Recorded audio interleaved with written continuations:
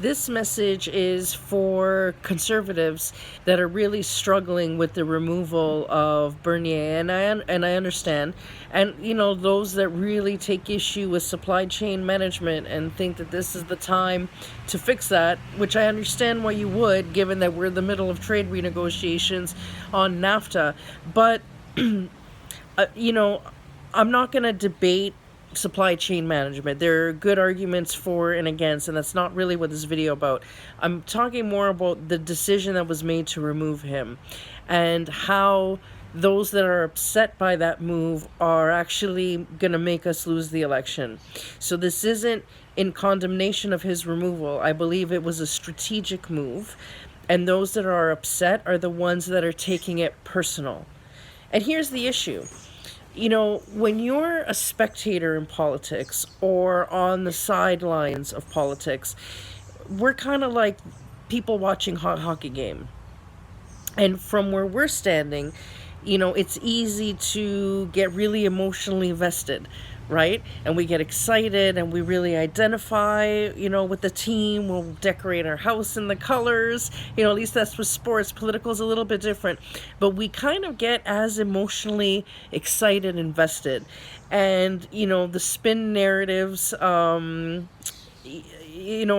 drilled into us so well, and like they are in every party, that then we hang on to those ideologies. And it becomes ideological with an emotional attachment. The problem is when you're in the inner circle making the decisions and the policies, it's not emotional. It's not about who loves him or who hates him or how loyal they are or any of those things. It's about always, everything is put through the filter of what's going to win you the election. So when I'm hearing conservatives that are hurt and upset at his removal, I keep hearing them say, 49% of conservatives wanted him. Right. But that's 49% of conservatives are not going to win a federal election.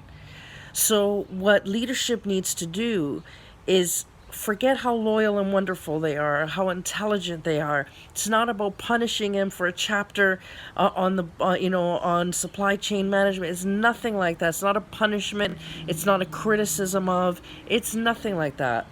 It's the fact that even if you really hate supply chain management, you're never going to win on an election threatening to end it, because the vast majority of Canadians feel protected by it. And they've been taught to believe that it is an economic security blanket. And the last thing you want to do is threaten the economic security blanket of an entire nation as you're going into a federal election. So it's not about him. It's not even about supply chain management. It's about winning the election, which means you need to appeal to the majority of Canadians, not 49% of conservatives that hate supply chain management. Now, those 49%, if this is something you really want to address, you're only ever going to make that change in this country if the progressive conservatives win a majority. Because as long as they're in a minority, or God forbid, not elected at all, you're not changing shit.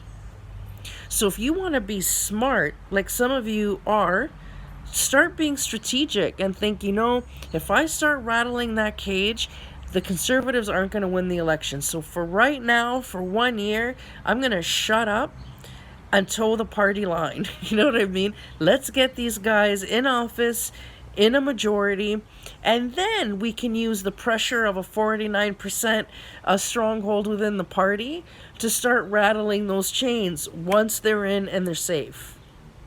But you have to understand that right now, the only thing that matters is what's going to win the election. What do the majority of Canadians want? Doesn't matter what you think. Doesn't matter if they're even right. What matters is winning the election, because you're not going to change their mind. People don't read your Twitter feed except for other conservative people.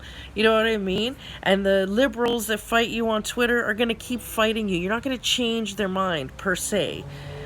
We could, if we had a united party that was very consistent in the messaging and made the country feel safe, made people who otherwise would never vote for conservative suddenly feel safe under the conservative umbrella. We can do that, but we can't as long as the 49% that are mad that Andrew Scheer won and that hate supply chain management are constantly undermining him and insulting him all over social media, saying things to shame him and discredit him.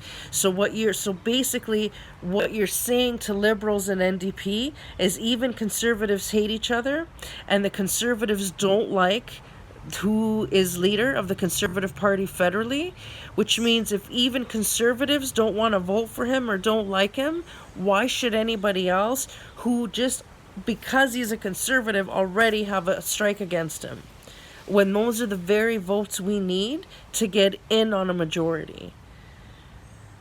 So if after the next election you end up still under that dress-up Ken doll with rubber ducky socks as a prime minister, or even worse, going broke under the NDP, it's your own damn fault, because you're undermining the party. You're all smug and hot and whatever on Twitter, thinking that you're hurting Andrew Scheer's feelings, who probably doesn't even see his Twitter, when in reality what you're doing is alienating potential conservative voters. You're giving them a million more reasons not to vote conservative the next federal election. So if you are a conservative member that wants to see the conservatives in a majority, then you need to start speaking in a manner that will give the undecideds confidence in the stability and the unity of a conservative party.